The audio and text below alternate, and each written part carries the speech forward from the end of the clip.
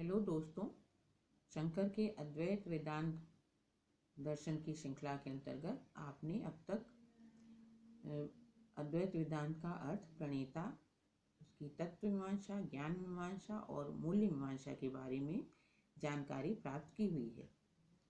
अब इस वीडियो में आप अद्वैत वेदांत दर्शन एवं शिक्षा के अंतर्गत शिक्षा के उद्देश्य के विषय में जानेंगे।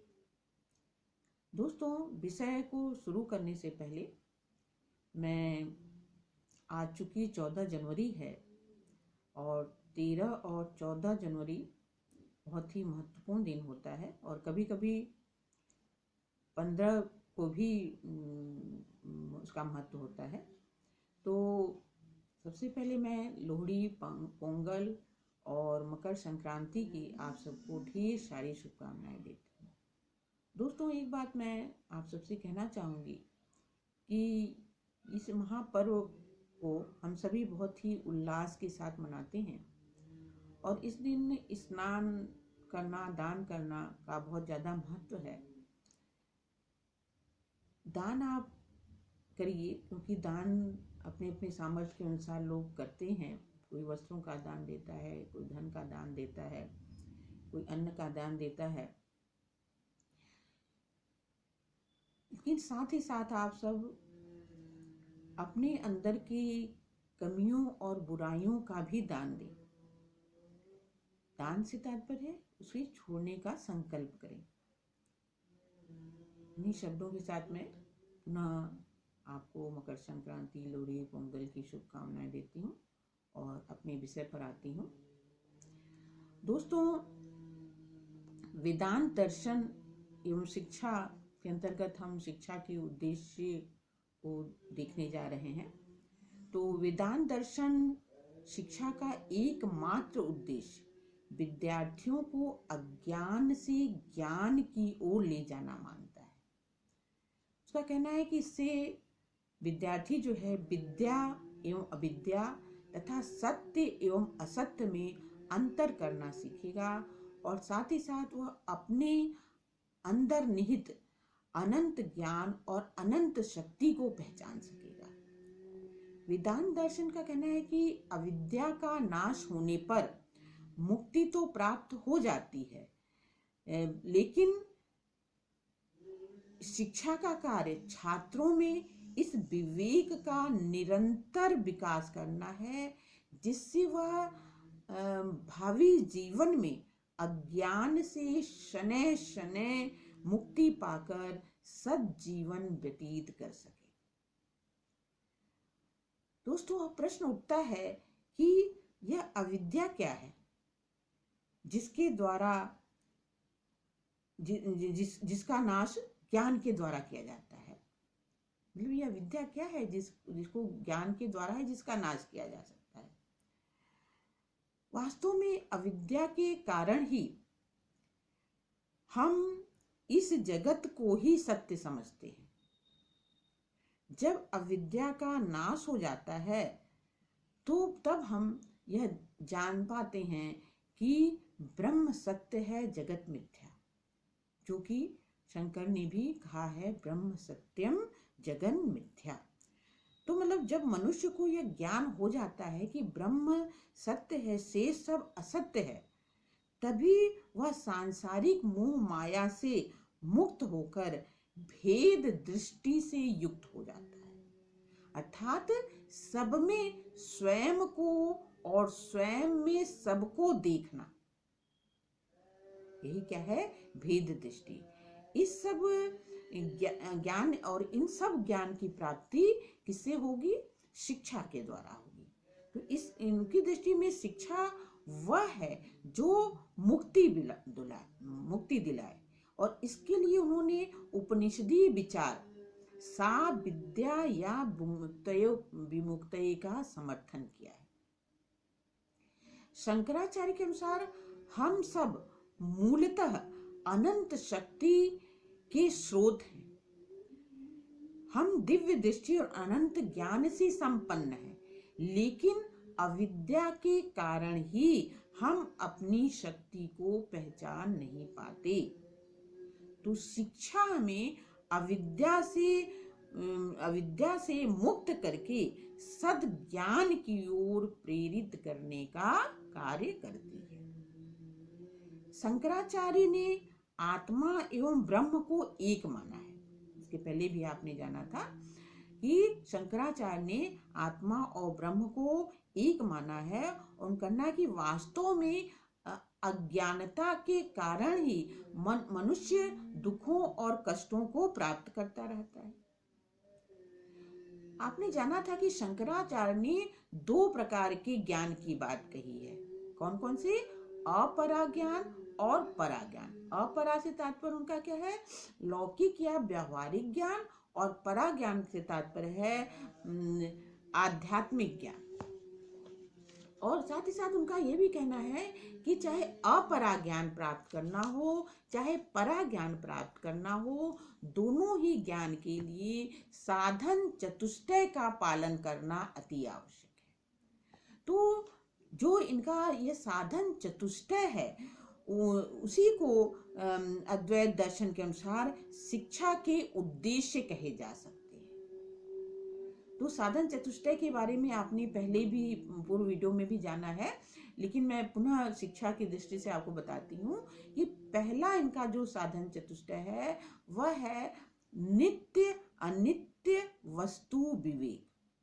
अर्थात शिक्षा का उद्देश्य क्या होना चाहिए? बच्चों में नित्य अनित्य वस्तु विवेक उत्पन्न करना होना चाहिए।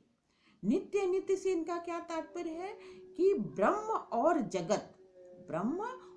जगत आत्मा और शरीर में भेद कर सके, ऐसा विवेक ज्ञान जागृत करना, तथा आत्मा और परमात्मा में एकता स्थापित करके विवेक मतलब एकता तथा साधन और एकता स्थापित कर सके तथा साधन और साध्य में अंतर कर सकें, यह विवेक ज्ञान जागृत करना शिक्षा का प्रथम उद्देश्य होना चाहिए। दूसरा है साधन चतुष्टय के अनुसार भोग विरक्ति। इनका कहना है कि चूंकि विवेक ज्ञान के बाद पहले में क्या है? विवेक ज्ञान है पहला उद्देश्य, दूसरा है भोग विरक्ति। तो उन्होंने कहा विवेक ज्ञान के बाद तृष्णा का त्याग आवश्यक है और अनेक लौकिक और पारलौकिक आकांक्षाएं व्यक्ति को असंयमित करती हैं। इसीलिए इनका कहना है कि शिक्षा का दूसरा उद्देश्य होना चाहिए कि चाहे लौकिक हो चाहे अलौकिक हो, किसी भी तरह की आकांक्षा का त्याग, किसी भी तरह की इच्छा का त्याग, भोगों की कामना से एक तरह से कह लीजिए विरक्ति उत्पन्न करना शिक्षा का उद्देश्य होना चाहिए। तीसरा है शम दम आदि संयम। तो ये शिक्षा का तीसरा उद्देश्य मानते हैं कि विद्यार्थियों में संयम का विकास करना। तो ये 6 प्रकार के संयम की बात करते हैं। तो पहला है शम माने मन का संयम, दम अर्थात इंद्रियों का पर नियंत्रण।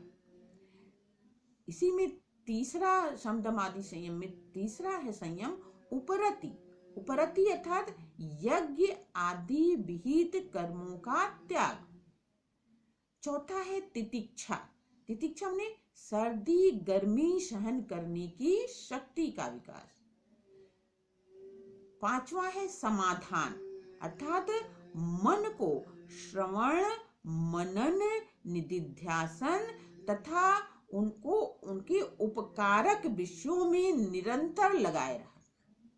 अब श्रवण मनन निधिध्यासन के बारे में भी आपने पूर्व वीडियो में जाना था। अब छठा है शम दम आदि संयम में श्रद्धा अर्थात वेदांत वाक्यों में विश्वास करना या श्रद्धा। अब चौथा साधन चतुष्टय के अनुसार है मुमुक्षुकत्व। तो शिक्षा का चौथा उद्देश्य कहते हैं कि शिक्षा का चौथा उद्देश्य क्या होना चाहिए? शिक्षा का चौथा उद्देश्य छात्रों में मोक्ष या मुक्ति प्राप्त करने का, मोक्ष या मुक्ति की इच्छा उत्पन्न करना या उसका दृढ़ संकल्प होना। उनका कहना है कि मोक्ष प्राप्ति के लिए बच्चे दृढ़ संकल्प कर सकें, क्योंकि इनका कहना है कि बिना संकल्प के अध्यवसाय नहीं होता और बिना अध्यवसाय के लक्ष्य की प्राप्ति नहीं होगी। इसीलिए ये चौथा उद्देश्य शिक्षा का बच्चों में मुक्ति प्राप्त करने की दृढ़ इच्छा शक्ति का विकास करना मानते हैं। दोस्तों, शंकराचार्य द्वारा जो उद्देश्य बताए गए हैं उसको देखने के पश्चात कुछ लोग भ्रम में पड़ जाते हैं। उनका मानना है कि अगर जगत मिथ्या है, अगर संसार मिथ्या है, जगत मिथ्या है, तो अध्यवसाय की क्या आवश्यकता है। लेकिन कहा जा सकता है कि जो लोग ऐसी बात कहते हैं उन्होंने शायद शंकराचार्य की बातों को अच्छी तरह धारण नहीं किया है। वास्तव में दोस्तों, शिक्षा द्वारा मनुष्य को पशु तुल्य जीवन से ऊपर उठकर विवेकी जीवन जीने की कला सिखाना है और वेदांत के अनुसार शिक्षा का उद्देश्य जीवन के उच्चतर आदर्श के अनुरूप पुनः संगठित करने की कला सिखाना है और मनुष्य के लिए प्रेम, एकता, त्याग, निस्वार्थ वृत्ति आदि मूल्य जीवन संघर्ष के आयाम हैं, तो जिनकी ओर उसे बढ़ाना शिक्षा का उद्देश्य होना चाहिए। और जब तक सभी प्राणियों में एक आत्मा का वास है, यह सूत्र जीवन में धारण नहीं होगा या होता, तब तक मूल्यों की प्राप्ति नहीं हो सकती। इसीलिए शंकर ने ब्रह्म सत्यम जगत मिथ्या का कॉन्सेप्ट दिया है। तो इस तरह से आपने देखा कि शंकर ने जो उनका साधन चतुष्टय है उसको बहुत महत्व दिया है। तो उनके साधन चतुष्टय को ही हम शिक्षा के उद्देश्य के रूप में देख सकते हैं। तो यही मैं इस वीडियो को समाप्त कर रही हूँ। नेक्स्ट वीडियो में हम शिक्षा के उद्देश्य के बाद पाठ्यक्रम को लेकर आऊँगी। तब तक के लिए आपको ढेर सारा प्यार और धन्यवाद।